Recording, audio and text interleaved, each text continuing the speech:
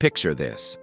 A 9-year-old boy stands before a blazing altar, his small hand placed on the warm entrails of a freshly sacrificed animal. His father, one of Carthage's greatest generals, makes him swear an oath that will echo through millennia.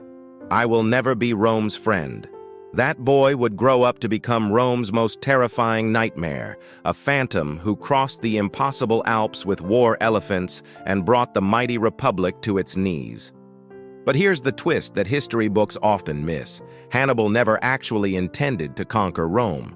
His master plan was far more psychological, far more devastating than simple conquest. The making of a monster. Hannibal Barca didn't just father a son, he engineered a weapon. When Hannibal was born around 247 BCE, Carthage was licking its wounds from the First Punic War, forced to pay crushing tribute to Rome.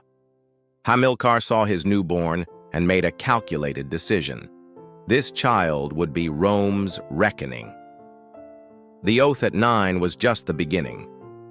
Hannibal dragged young Hannibal to Spain, where the boy learned warfare not from scrolls, but from watching his father butcher Iberian tribes.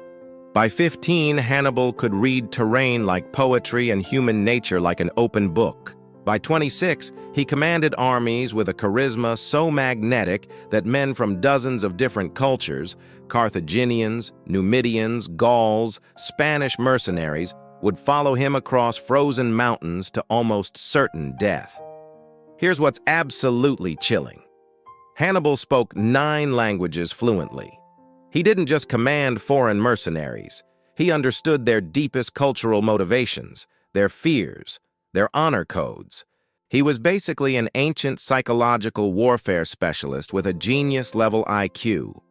The Impossible March. More insane than you think, everyone knows Hannibal crossed the Alps with elephants. What they don't know is just how clinically insane this plan actually was. Modern mountaineers with advanced equipment consider crossing the Alps in winter a death wish. Hannibal did it with 90,000 men, 12,000 cavalry, and 37 war elephants, basically moving a city through frozen hell. But here's the part that'll blow your mind. The elephants weren't the real weapon. They were psychological warfare on steroids. Romans had never seen elephants in battle. Imagine being a Roman soldier and suddenly a 6-ton trumpet-screaming beast thunders toward you with a tower full of archers on its back. The terror was paralyzing. The march took 15 days. Hannibal lost 50,000 men and most of his elephants to cold avalanches and hostile tribes. When he finally descended into Italy, his army was half dead, frostbitten, and should have been easy prey for Roman legions. Instead, he proceeded to give Rome the most humiliating military education in its history. The genius who broke Rome's unbreakable machine. Rome's military was a machine. Disciplined, predictable, unstoppable. They fought the same way every time. Advance in formation, throw javelins, engage with short swords, win through superior discipline and numbers.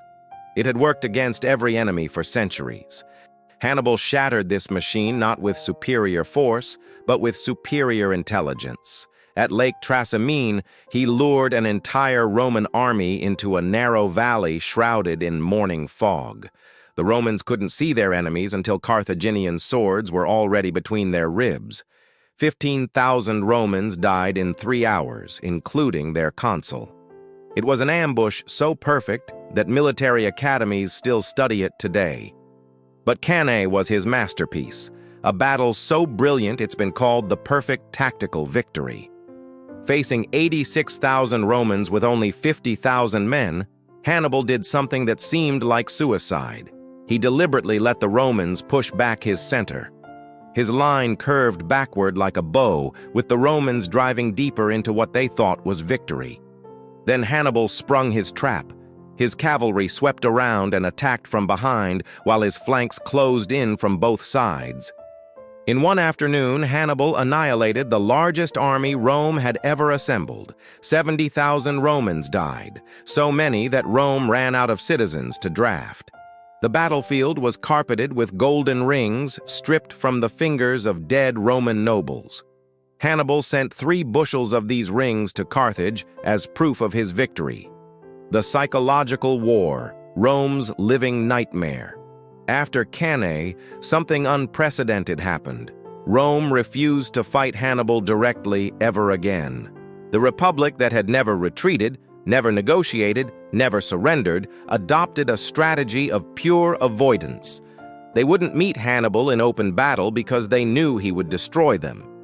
For 15 years, Hannibal roamed Italy like a ghost, capturing cities, turning Roman allies against them, living off the land that Rome claimed to own. Roman mothers would frighten disobedient children with threats, "Be good, or Hannibal will come for you." The phrase, Hannibal ad portas, Hannibal at the gates, became Rome's deepest fear made manifest. Here's what's truly diabolical about Hannibal's strategy. He wasn't trying to destroy Rome by conquering it. He was trying to destroy Rome by proving it could be humiliated. His goal was to break apart Rome's confederation of allies, to show the world that Rome wasn't invincible. In this, he nearly succeeded. The fatal flaw. Genius without support. But Hannibal had one weakness that would ultimately doom him. Carthage itself didn't want him to win too much. The Carthaginian Senate was filled with merchants who feared that total victory over Rome would make Hannibal too powerful.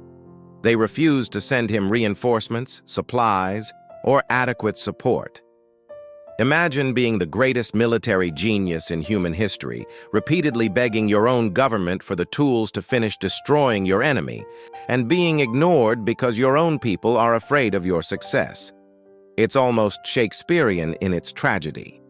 The end of a legend. When Rome finally cornered Hannibal at the Battle of Zama in 202 BCE, he faced his former student, Scipio Africanus, who had learned everything from studying Hannibal's tactics. For the first and last time in his career, Hannibal was outmaneuvered. Carthage fell, and the man who had terrorized Rome for 2 decades was finally defeated. But even in defeat, Hannibal remained dangerous. He fled to Asia Minor, where he continued plotting against Rome until, surrounded and betrayed, he chose poison over Roman chains. His last words reportedly were, "Let us relieve the Romans from the anxiety they have so long experienced, since they think it tries their patience too much to wait for an old man's death." Even his suicide was a masterpiece of psychological warfare, the immortal shadow. Here's the ultimate irony. Hannibal lost the war, but won immortality.